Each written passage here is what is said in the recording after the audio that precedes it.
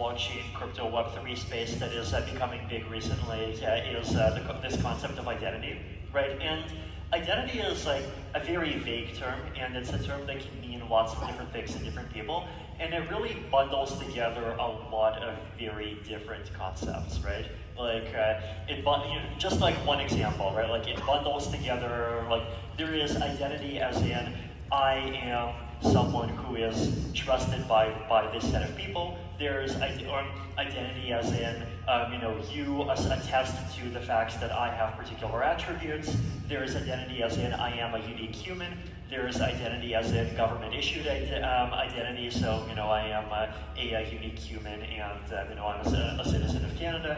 So there's all of these different aspects that make sense for a lot of different use cases.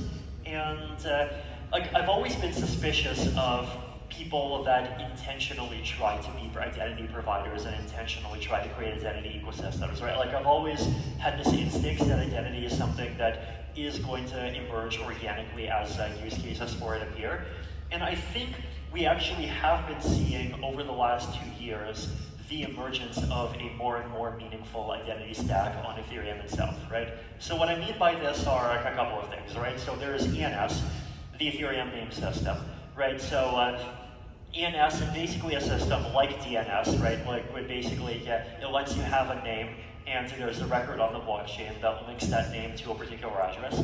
And so, if you want to, send me a digital monkey on Ethereum, then you don't have to copy and paste some big long 42-letter address. You can just, send it to vitalik.eth, right? So, basically the same thing that websites or that DNS does. So you can go to .com or .sg websites instead of typing in IP addresses for everything.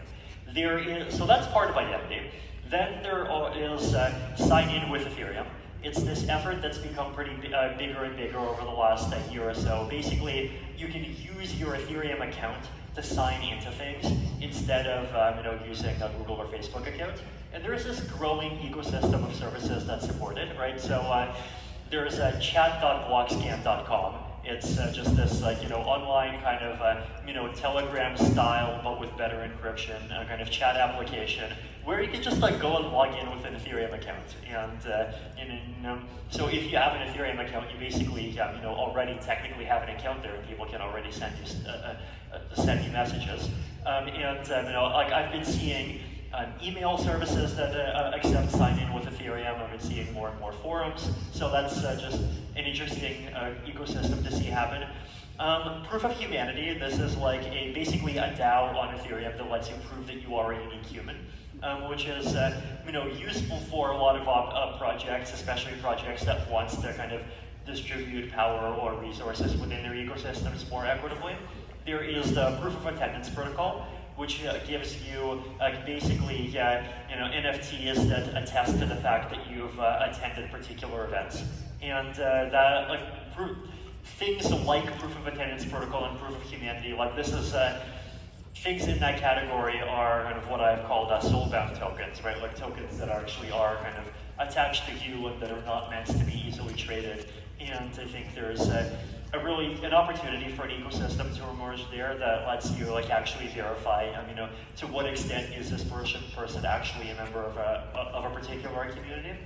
So these are all services that exist. These are services that are slowly growing, and it feels like there is this organically emerging identity layer that's doing more and more over time, and that's something that I expect to continue getting bigger and to continue integrating with the mainstream world more. And we should mention that I think Palau has an e-residency now, and there's that's also blockchain connected. So these things are growing, and I expect them to grow more in the future.